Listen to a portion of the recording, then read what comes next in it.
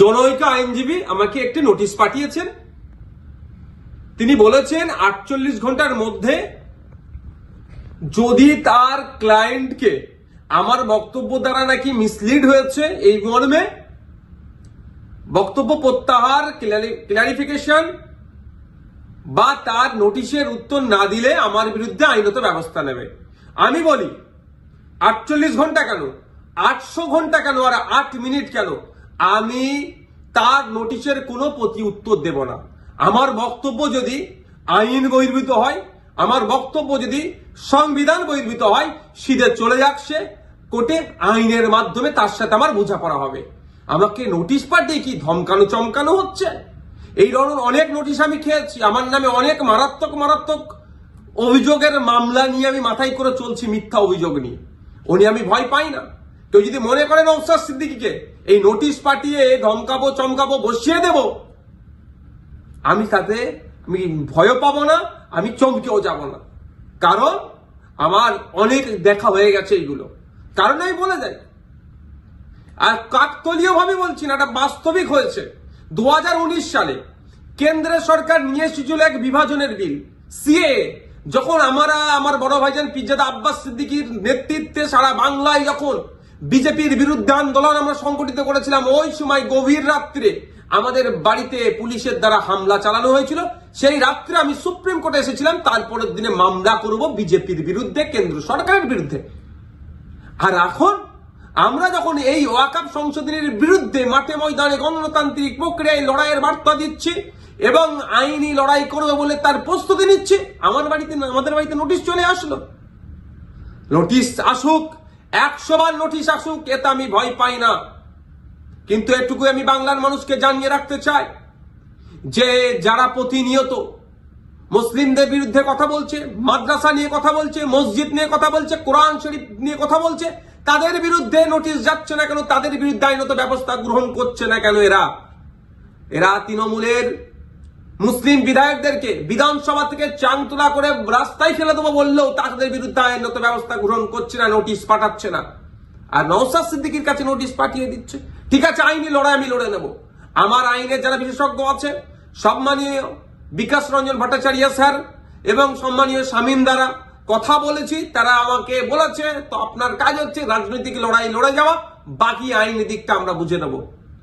সুতরাং আইনি লড়াই কোর্টে আমিও বুঝে নেব। কিন্তু আমার প্রশ্ন, যারা প্রতিনিয়ত মুসলিম সম্প্রদায়কে, মাদ্রাসা মসজিদকে আক্রমণ করছে, বিষ উগলাচ্ছে, তাদের বক্তব্যতে হিন্দু মুসলমানের মধ্যে যে সম্প্রীতি, যে ঐক্য বাংলায় বিনষ্ট হতে পারে, তাদের বিরুদ্ধে কটা নোটিশ করা হয়েছে, তাদের কজনের বিরুদ্ধে আইনত ব্যবস্থা গ্রহণ করা হয়েছে, বাংলার মানুষ একটা জানবেন, আমিও জানতে চাইছি। শুধু তাই নয়, আমাদের রাজ্য সরকারের যিনি প্রধান মমতা ব্যানার্জি মহাশয়াকে একটা বক্তব্য শুনেছিলাম, কি জঙ্গি যোগ না কি বলে দেখে দিয়েছিল, তখনও চুপ করেছিল। আর নওশাদ সিদ্দিকীর বিরুদ্ধে নোটিশ, ওই নোটিশ পাঠিয়ে আমাকে কেউ ভয় পাওয়াতে পারবে না। বিজেপির এই ওয়াকফ আন্দোলনের বিরুদ্ধে, সংশোধনী যে নিয়ে এসেছে ওয়াকফ, এর বিরুদ্ধে আন্দোলন জারি থাকবে। এই অসাংবিধানিক, অগণতান্ত্রিক এরা যুক্তরাষ্ট্রীয় পরিকাঠামোকে ভেঙে দেওয়ার যে সংশোধনী নিয়ে এসছে, এর বিরুদ্ধে লড়াই জারি থাকবে।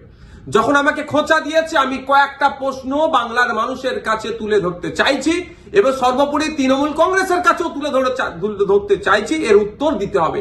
আমরা জানতে পেরেছি বেশ কয়েকজন এমপি পার্লামেন্টে অনুপস্থিত ছিল, তাদের বিরুদ্ধে তৃণমূল কংগ্রেস দলগতভাবে কি ব্যবস্থা গ্রহণ করছে, কি নোটিশ পাঠাচ্ছে, কি শোকজ করছে, তাদের বিরুদ্ধে কি অ্যাকশন নেবে, সেটাও পাবলিক ডোমিনে দিতে হবে এবং কি নিচ্ছে সেটাও যেন জানানো হয়। দ্বিতীয় হচ্ছে, যারা পার্লামেন্টে উপস্থিত ছিলেন, টোটাল আমরা যতটুকু জানা আছে, পার্লামেন্টে দুটো কক্ষ মিলিয়ে, লোকসভা রাজ্যসভা মিলিয়ে তৃণমূল কংগ্রেসের এমপির সংখ্যা প্রায় 42টি। এই 42 জনের মধ্যে কতজন ভোটাভুটিতে অংশগ্রহণ করেছে এবং যারা ভোটাভুটিতে অংশগ্রহণ করেছে কতজন ওয়াকফ সংশোধনী বিলের বিরুদ্ধে ভোট দিয়েছে না অন্য কোথাও ভোট দিয়েছে, সেটাও পাবলিক ডোমিনে পাবলিশ করা হোক, অর্থাৎ জনগণের সামনে তুলে ধরা হোক। তাহলে দুধকে দুধ, পানিকে পানি হবে। নাহলে এই ধরনের ঘটনা ঘটতে পারে যে উপস্থিত ছিল ভোট দানের সময় এই ওয়াকফ সংশোধনীর পক্ষে, বিরুদ্ধে না ভোট দিয়ে বিজেপিকে সুবিধা করার জন্য তাদের পক্ষে ভোট দিতেও পারে, বিশ্বাস নেই এদেরকে আমার। তাই এই ডেটাটা পাবলিক ডোমিনে দেওয়া হোক।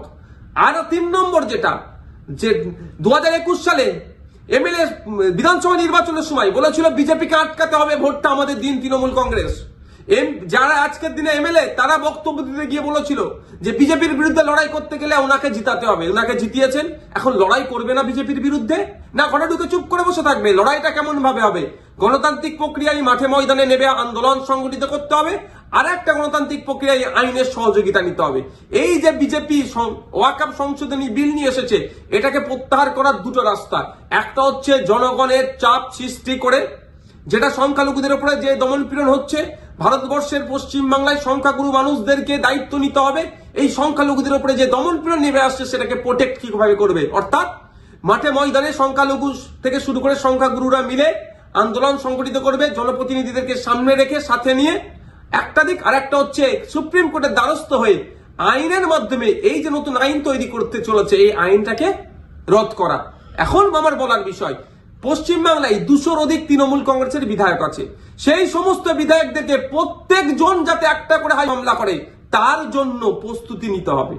এবার আমি এটা তৃণমূল কংগ্রেসের সুপ্রিমোকে বলছি, তৃণমূল কংগ্রেসের দলকে বলছি এবং সাধারণ ভোটারদেরকে বলছি। ভোটের সময় কিন্তু এই সমস্ত এমএলএ গুলো প্রার্থী ছিল, তারা বলেছিল বিজেপির বিরুদ্ধে লড়াই করবে। আজকে বিজেপির বিরুদ্ধে লড়াই দেখানোর জায়গা হচ্ছে মামলা করতে হবে। এদের 42 জন রাজ্যসভা লোকসভা মিলিয়ে এমপি আছে, 42 আর এই প্রায় 220টা মতো, 250-র অধিক মামলা কিন্তু তৃণমূল কংগ্রেসকে করতে হবে। তার পয়েন্ট অনুযায়ী আমি বলে দিচ্ছি, এইটা চাপ তৈরি করতে হবে। আমি নওশাদ সিদ্দিকী একা যদি আমি একাধিক মামলার দায়িত্ব নিতে পারি, হাজার হাজার মামলা হবে ওয়াকফ সংশোধনী বিলের বিরুদ্ধে, সেটা আমি ভালো করে জানি, বিজেপিও জানে, তৃণমূল কংগ্রেসও জানে, আমি পাবলিকও জানে। কিন্তু তৃণমূল কংগ্রেস কটা মামলা করছে, না মামলা না করে বিজেপিকে জায়গা করে দিচ্ছে, সেটাও পাবলিককে দেখতে হবে। ভোটার যারা ভোট দিয়েছিলেন 2021 সালে, যারা ভোট দেননি তৃণমূল কংগ্রেসকেও, কিন্তু আপনার জনপ্রতিনিধি যারা এলাকায় আছে তাদের কাছে তুলুন আওয়াজ যে আপনাদেরকে মামলা করতে হবে। মালদা থেকে কংগ্রেসের একজন এমপি আছেন, তাকেও আমি অনুরোধ করছি আপনিও সুপ্রিম কোর্টে চলেন, গিয়ে মামলা করবেন। এখন দেখার বিষয় তৃণমূল কংগ্রেসের কতজন এমএলএ কতজন এমপি মামলা করছে এবং আমরা ভোটাররা কতজনকে মামলা করাতে পারছি প্রেসার বিল্ড আপ করে, সেটাই এখন দেখার বিষয়।